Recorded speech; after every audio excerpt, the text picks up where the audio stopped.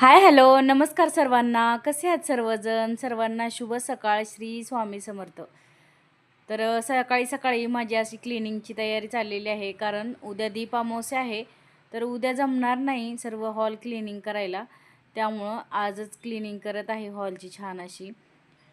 इतकी काय हॉलमध्ये सामानांची गर्दी नाही आहे, मोजकेच असं साहित्य हॉलमध्ये ठेवलेलं आहे मी. म्हणजे साफसफाईला आपल्याला सोपं जातं आणि जास्त असं हॉल विस्कळीत पण दिसत नाही, सुटसुटीत असं छान दिसतो. त्यामुळं हॉलमध्ये मी थोडंसं सामान ठेवायला मला आवडतं. जास्त सामानाचं मी असं बाजार करत नाही हॉलमध्ये. मोजकंच असं साहित्य छान सुटसुटीत वाटतं. आता इथं सोफ्याचे कवर 3-4 दिवसांनी एकदा बदलत असते, कारण सोफ्यावर बसून कधी-कधी खाल्लं जातं. त्यामुळं थोडंसं काहीतरी भाजी वगैरे पडलेली असते किंवा कचरा देखील पडलेला असतो, त्यामुळं असं फडकून घेऊन याची कवर 3-4 दिवसांनी मी अशी बदलून घेत आहे. तर आज कवर बदलत आहे सोफ्याचे, चेंज करून दुसरे टाकलेले आहे आणि कवर बदलते. तर आमची चिकू पहा मध्ये-मध्ये अशी मला येते, काम करू देत नाही. तिला मी जिथं काम करते तिथंच खेळायचं असतं. असे मी सोफ्याचे कवर लावते आणि ती हळूहळू काढत असते. त्यामुळं गच्च इथं मी लावून घेत आहे, जेणेकरून निघू नये तिच्या या नखांनी. सोफ्याचे कवर वगैरे लावून घेतलेलं आहे. आता सोफ्याच्या खाली पण थोडासा कचरा गेलेला होता, कारण कधी-कधी मुली पण झाडतात. त्यामुळं सोफ्याच्या खाली असं जरा कागद वगैरे गेलेली होती. त्यामुळं मी व्यवस्थित असं झाडून घेत होते सगळीकडून. हे पहा, बॉल सगळीकडे शोधत होते आणि बॉल गेलेला होता सोफ्याच्या खाली. तर पाहू शकता कशी आमची चिकू मध्ये-मध्ये करते, झाडू देत नाही. छान असं झाडून घेत आहे मी आता. तर उद्या दीप अमावस्या आहे, त्यामुळं थोडंसं आजच जरा एक्स्ट्राचं काम केलं तर उद्या थोडासा वेळ लागतो. त्यामुळं उद्याचं काम जरा आज सोपं होतं आहे. त्यामुळं मी लवकर लवकर असं आटपत आहे. कामं सर्व एकदाच काढली की आपल्याला जास्त धावपळ होते आणि दगदग पण असं होऊन जरा थोडासा थकवा येतो. त्यामुळं सगळंच एकदा न काढता असं एक वेळेस हॉल, एक वेळेस किचन, एक वेळेस बेडरूम असं एक एक आवरायला घेतलं की आपल्याला जास्त कामाचा ताण पडत नाही आणि काम करण्याची इच्छा देखील होते. त्यामुळं हळूहळू एक एक क्लिनिंग करायचं आहे आणि आता श्रावण महिना देखील 2 दिवसावर आलेला आहे. त्यामुळं म्हणलं की थोडंसं आपण छान असं क्लिनिंग करायला सुरुवात करूया. त्यामुळे इथं चाललेलं होतं माझं. तसा तर हॉलमध्ये जास्त पसारा नाही आहे, पण आहे तेवढा सुटसुटीत असं मी छान झाडून, पुसून, फडकून घेतलेलं आहे आणि नंतर इथं मी फरशी पुसत आहे. फरशी पुसताना त्यामध्ये मीठ नक्कीच टाकत जावा. मी जरी लिक्विड टाकत असेन कुठलं जे आपण वापरतो फ्लोअर क्लीनर, तरी मी त्याच्यामध्ये मीठ थोडंसं टाकत असते. कारण मीठ टाकल्याने जे छोटे-छोटे आपल्या डोळ्यांना न दिसणारे जे जंतू असतात ते नाहीसे होतात. त्यामुळे इथं आपण थोडंसं कधीही फरशी पुसताना मिठाचे खडे टाकायचे. खडा मीठही टाकू शकता किंवा बारीक मीठही टाकू शकता. याची सालं काढून आळूचे पानं असे मिठाच्या पाण्यात भिजत घातलेले आहे, कारण खूप सारे आळूचे पानं आहे आणि त्याच्या वड्या तयार करायच्या आहे मला. तुम्ही आळूच्या वड्या कशा बनवता नक्की सांगा मला कमेंटमध्ये. तर आळूच्या वड्या 2 ते 3 प्रकारे बनवतात. तर तुम्ही कुठल्या पद्धतीने बनवतात सांगा. पण किती जरी काही जरी झालं तर माझी आई जी बनवते, कधी आई आली तर तिच्या हातच्या आळूच्या वड्या तुम्हाला नक्की शेअर करेन. खूप छान बनवते. अर्धा पानाच्या, म्हणजे आळूचे पान अख्खं असतं, त्याचं अर्धा पान घेऊन बनवते.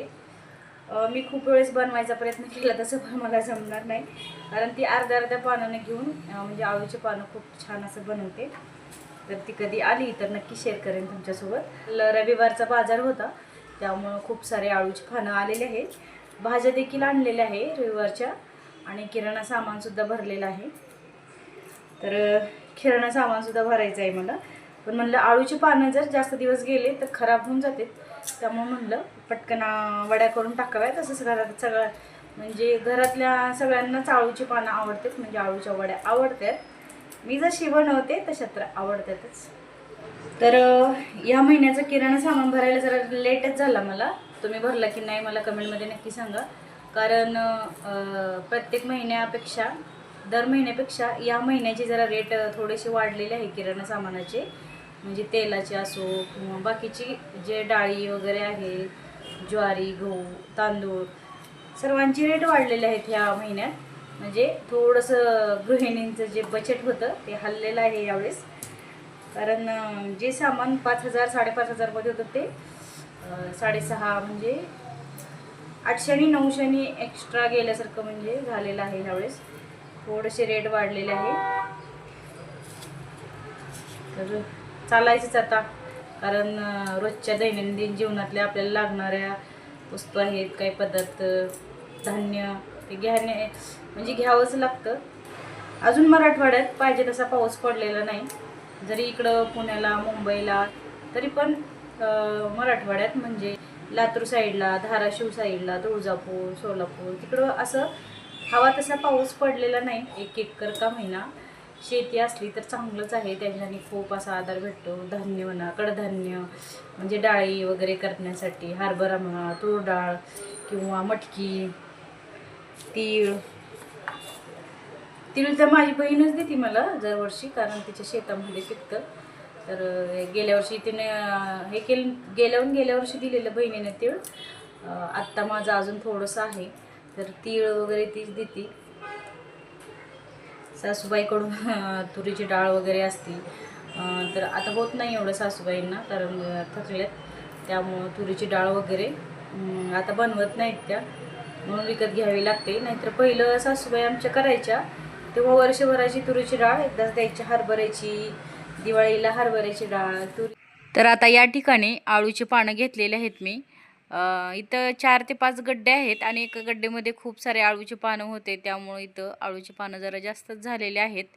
आता हे एका चाळणीमध्ये मी याचे देठं काढून घेतलेले आणि शिरा देखील काढून घेतलेले आहेत आळूंच्या पानाच्या, कारण हे गावरान आळूची पानं आहेत, त्यामुळे थोडेसे छोटे आहेत हे. तर आता हे एका घमेल्यामध्ये पाणी घेतलेलं आहे, अर्ध घमेलं, आणि त्याच्यामध्ये आता आपल्याला 2 ते 3 चमचे मीठ टाकायचं आहे. खडा मीठ टाकू शकता किंवा असं पावडर मीठ देखील टाकू शकता. दोन्हीपैकी कुठलं तरी एक मीठ टाकलं तरी चालतं, कारण छोटे छोटे जंतू या मिठाच्या पाण्यात जर आपण बुडवले, कारण किती जरी नाही म्हणलं तर पालेभाजी असली तर त्याच्यामध्ये आळूची पाने का असे ना, तर असं मिठाच्या पाण्यात टाकावीत कधीही. आणि पालेभाजी देखील कुठलीही वापरताना पावसाळ्यात, कारण पालेभाज्या आपल्याला माहीत नसतं, पालेभाज्याच काय तर कुठल्याही भाज्या आपल्याला माहिती नसतं कुठून कुठून आल्यात आणि कशा आल्यात, कुठल्या पाण्यात धुतलेल्या आहेत ते आपल्याला काहीच माहीत नसतं.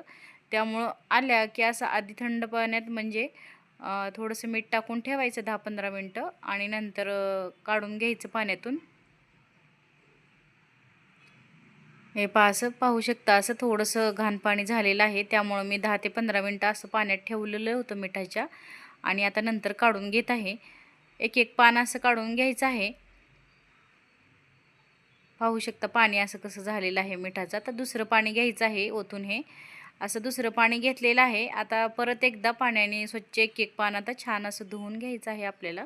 कधीही आळूची वडी करताना गडबड करायची नाही आहे आपल्याला. असं एका पाण्याने धुलं आणि आळूची वडी झाली असं नसतं, कारण मी तर 2 ते 3 पाण्याने आळूची पानं हे चांगले धुते, कारण कुठून कसं आलेलं माहिती नसतं आपल्याला.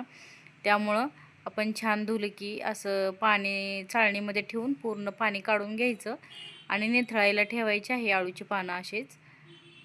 तर आता इथं काही व्हिडिओ तुमचा मला वाटलं शूट झाला आहे काय की, पण शूट झालंच नाही अर्धा व्हिडिओ. तर इथं जितका शूट झालेला आहे तितका मी तुम्हाला दाखवत आहे. एका मिक्सरच्या भांड्यामध्ये 3 ते 4 मिरच्या, जरा तिखट आहेत मिरच्या त्यामुळं कमी घेतल्यात. कोथिंबीर धुवून चिरून घ्यायची आहे जास्त अशी, आणि लसूण घेतलेला आहे 2 गड्डे असा. आता धुलेली कोथिंबीर चिरून असं टाकायची आहे,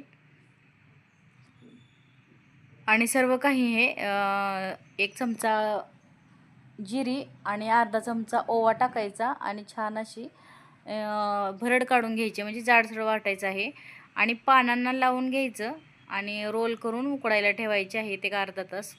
पातेल्यामध्ये पाणी ओतायचं 2 तांबे, त्याच्यामध्ये लिंबू ठेवून वाफवून घ्यायचे ते. तर तोच व्हिडिओ माझा इथं मला वाटलं झालेला आहे काय की, शूट पण झालेलाच नव्हता.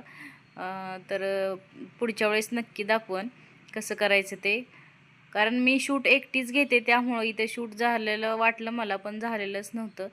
त्यामुळं मला खूप वाईट वाटलं की एवढं कष्टाने आपण व्हिडिओ बनवला आणि झालेलंच नाही. नंतर इथं आळूची वड्या उकडल्या, कट करून घेतल्या आणि तळून देखील छान असं घेतलेल्या आहेत, कुरकुरीत अशा. पाहू शकता तुम्ही किती छान झालेल्या आहेत. तर नंतर मिस्टरांनी संध्याकाळी ऑफिसवरून येताना भेळ आणलेली होती. सुकी भेळ खायची होती, त्यामुळं सर्वांना आणलेली होती त्यांनी. तर इथं मी मिक्स केली असं. पण याच्यामध्ये म्हणजे तिखट काही नव्हतंच, नुसतं असं मटकी आणि कांदा टोमॅटो देखील घालायचा नंतर विसरला. आणि जरा कोथिंबीर चिरून टाकली, मिक्स करून सर्व घेतलं खायला. व्हिडिओ आवडल्यास लाईक शेअर आणि सबस्क्राईब करायला अजिबात विसरू नका.